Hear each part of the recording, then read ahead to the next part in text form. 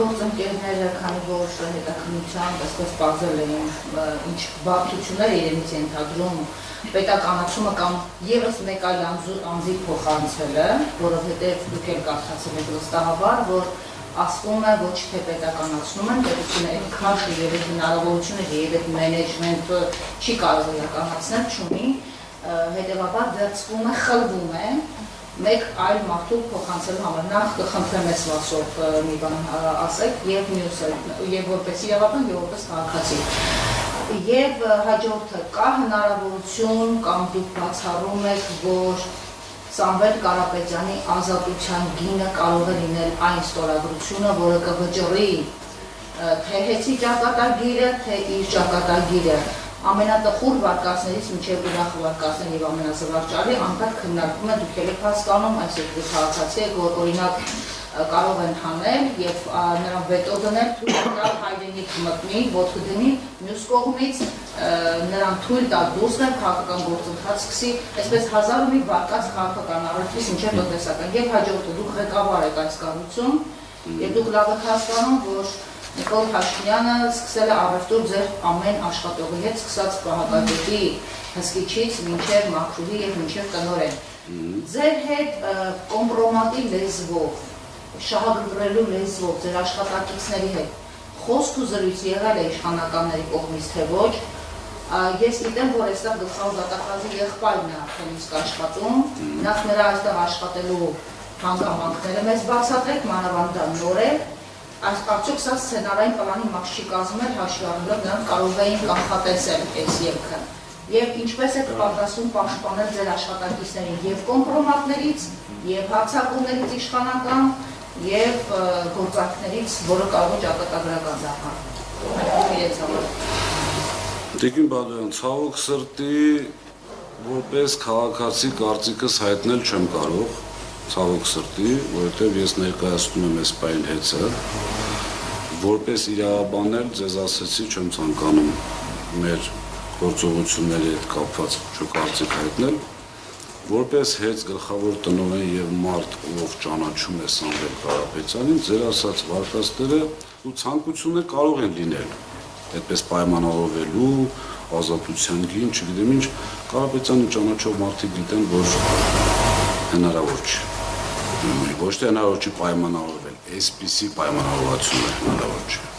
Սա արդեն ասում եմ իմ կարծիքը, որովհետև հաստատապես ինքը դա կարող է ասել, բայց ես համոզված եմ, որ դա էլ պնդելու է, այսինքն ինչ-որ գործարք ազատություն։ Իմ կարծիքով ոչ։ Գործարքի գնալու պարագայում չէր հայտնել այս վիճակում, այսպես ասեմ ձեզ։ Ինչի պետք է հայտնվել, հետո նոր գնալ գործարքի։ Երկրորդ ինչ վերաբերում աշխատակիցներին պետության համավերանք կմնան հասկանալ։ Ես չեմ ցանկանում իմ քաղաքական հայտարարություններ մեկնաբանել, նորից եմ կրկնում, ազատ զրույցի պարագայում սիրով կմեկնաբանեմ, չեմ վախենում, չեմ հրաժարվում, ուղղակի հաշվի առնելով, որ ներկայացնում եմ հեծը այս պահին եւ չթիրախավորելու համար մեր հետագա գործողություններում հեծը այդ պատճառով չեմ պատասխանի։ Ինչ վերաբերում է մեր աշխատակիցներից կապված, գիտեք, կոնկրետ փաստեր չունենք։ Ունենք ասեկոսներ, որ այդպես ասում են, հեսա գալիս ենք, պետականացնում ենք, կառավարիչ ենք նշանակում 30% աշխատավարձ ենք բարձրացնում։ Չեմ կարող ասել ինչ քանակի մարդկանց վրա դա կարող է ազդել, բայց մի քիչ մտածող մարդու համար դա միֆ է։ Իսկ մի քանի հազար աշխատակցի վրա 6800 աշխատող ունենք մենք, մոտավորապես մինուս շատ փոքր թիվ, եւ այդ 6800 աշխատողից չեմ կարծում ինչ որ լուրջ քանակ կհավատա դրան, որովհետեւ աշխատավարձների 30% բարձրացնելու պարագայում կարծում եմ նորից իմ կարծիքը մոտավորապես 3 միլիոն մարդ կսկսի ավել վճարել, որպեսզի 6800 մարդ ավել փող ստանա։ Այսինքն սակագնի խնդիր առաջանալու միանշանակ։ Այստեղ մենք ինչով ենք զսպել սակագինը, շատ կարճ անդրադարձ դրան անեմ, զսպել ենք կորուստների տոկոսի նվազելիությունով, այսինքն կորուստների տոկոսը նվազելու դեպքում գեներացվում է լրացուցիչ ֆինանսական միջոցներ, որի արդյունքում զսպել ենք սակագնի աճը։ 4.8, եթե չեմ սխալվում, դրամ 16 թվականից սկսված թանկացել է հոսանքի սակագինը, որի մեջ հեծի այսպես ասած, մաս, որպես կտոր 0 դրամ։ Այսինքն հեծի նախաձեռնության, то есть ինչքան որ թանկացել է հոսանքը, հեծը այդտեղ որևէ բաժին չունի։ Հեծի նախաձեռնությամբ կամ հանձնաժողովի նախաձեռնությամբ, հեծի նախաձեռնությունը երբեք չի եղել սակագին բարձրացնելու 16 թվականից հետո, եւ ինչպես պարոն Կարապետյանն իր հարցազրույցներում նշելու այնտեղ անգամ ժամկետ կա, որ չի լինելու, իսկ հանձնաժողովի նախաձեռնությունն էլ չի եղել, բարձրացվել է սակագներ արտադրողի, տեղափոխողի, գիտեք, մեր ժողովուրդը պատկերացնում է, որ այդ իրենք ինչքան որ վճարում են հոսանքի համար, այդ ամբողջը հեծին է։ Հեծինը չի ամբողջը, որովհետև այստեղ ունենք արտադրողներ, ունենք տեղափոխող եւ բաշխող։ Մենք բաշխող ունենք։ Արտադրող կայան չունի հեծը։ Այսինքն ինքը վերցնում է, sense կոպիտ ասած ոնց որ վերավաճառում։ Այս պարագայում սակագնի մեջ մտնում են նաեւ այդ նշած արտադրող բաշխող։ Այդ 4 դրամը, որ թանկացել է իրենց համար, ոչ մեզ համար։ Ինչ վերաբերում է ձեր ասած գլխավոր դատախազի եղբորը, գիտեք, այդտեղ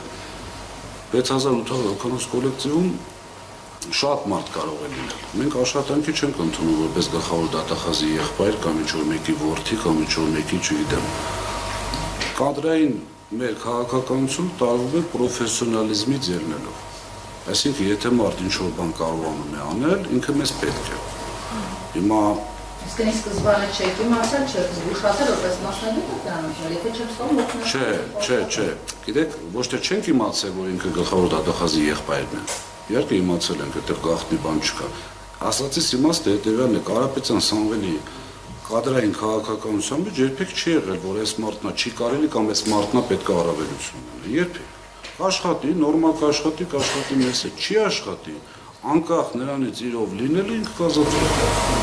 Քաղաքականությունը այսպեսին, հավատացի։ Այս պարագայում այդ ժամանակ խաղաղ են եղել արշավիչները ձեզ մոտ, հիմա խաղաղ չեն։ Ճիշտ է չի ձեզ այդ հարցը տալու, բայց ամեն դեպքում ռիսկ չի պարունակում արդյոք ունենալ մանավանդ գլխավոր բուրգում մեկը, ով իշխանության է։ Նախ գլխավոր բուրգ չի, Մուսալար մասնաճյուղի տնօրենի խորհրդական ընդամենը, ձեր նշած անձը, եւ ախր գիտեք որ նախնդիրը, լավ ընդունենք գլխավոր, ընդունենք իմ օգնական կամ խորհրդական։ Ես ինչ եմ անում, որ ես վախենում եմ, որ Վարդապետյան Աննայի եղբայրը իմանա։ Ինչի՞ չենք այս տեսանկյունից նայում։ Այսինքն մենք չենք անում այնպիսի բան, որից վախում ենք։ Ով։ Տանում եք քաղաքականություն լավ չի։ Կներեք, բայց այդտեղ